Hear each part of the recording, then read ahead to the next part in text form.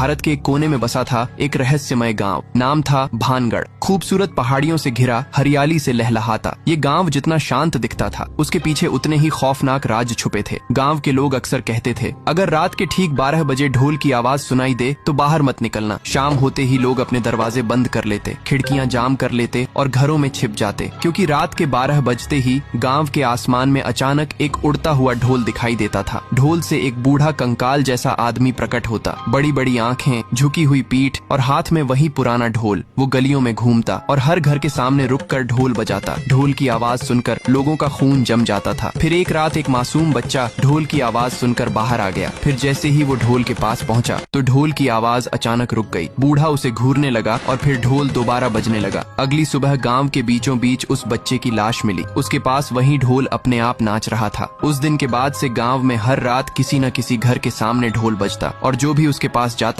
गायब हो जाता। इसी गांव में रहते थे दो दोस्त, राइस्टार और ज्ञान भाई। वो दोनों किसान थे, दिन भर खेतों में मेहनत करते और शाम को घर लौटते। राइस्टार हमेशा अपने दोस्त को समझाता कि भाई अगर रात में ढोल की आवाज आए तो बाहर मत निकलना। ज्ञान भाई सिर हिलाकर बात तो मान लेता, लेकिन उस रात कुछ अलग ही होने वाला था। रात के ठीक 12 बजे फिर से ढोल आसमान से उतरता है। गांव की गलियों में घूमता हुआ वो ज्ञान भाई के घर के सामने पहुंचता है और जोर जोर से ढोल बजाना शुरू कर दिया। ढोल की आवाज इतनी खौफनाक थी कि गांव वालों के रोंगटे खड़े हो गए। ज्ञान भाई घर के बाहर आया। वो डरते हुए बोला कि तू कौन है भाई और गांव वालों की नींद क्यों खराब कर रहा है। अगली सुबह ज्ञान भाई की लाश घर के बाहर पड़ी थी, साथ ही उसके पास वही ढोल पड़ा हुआ था। अब गांव की हालत और भी बुरी हो गई। हर रात कोई न कोई गायब हो जाता। ढोल घर के दरवाजे तोड़कर अंदर घुस जाता और लोगों को उनके बिस्तर से उठा लेता। उसके बाद वो लोग कभी नहीं दिखाई देते। राइस्टार डर के मारे कालू बाबा के पास गया और बोला कि बाबा ये ढोल वाला भूत कौन है, क्या आप कुछ जानते हो? कालू बाबा कांपते हुए बोले कि 50 साल पहले गांव में एक लड़का रहता था, नाम था थुंग थुंग सहोर। उसे एक दिन रोड पर एक ढोल पड़ा मिला। वो उसे घर ले आया और बजाने लगा। धीरे धीरे वो गांव की शादियों में बजाने लगा, खूब पैसा कमाया। लेकिन एक रात जब वो ढोल बजाते हुए गलियों में घूम रहा था तो गांव वालों ने उसे घेर लिया और ताना मारते हुए कहा कि रात को चैन से सोने भी नहीं देता,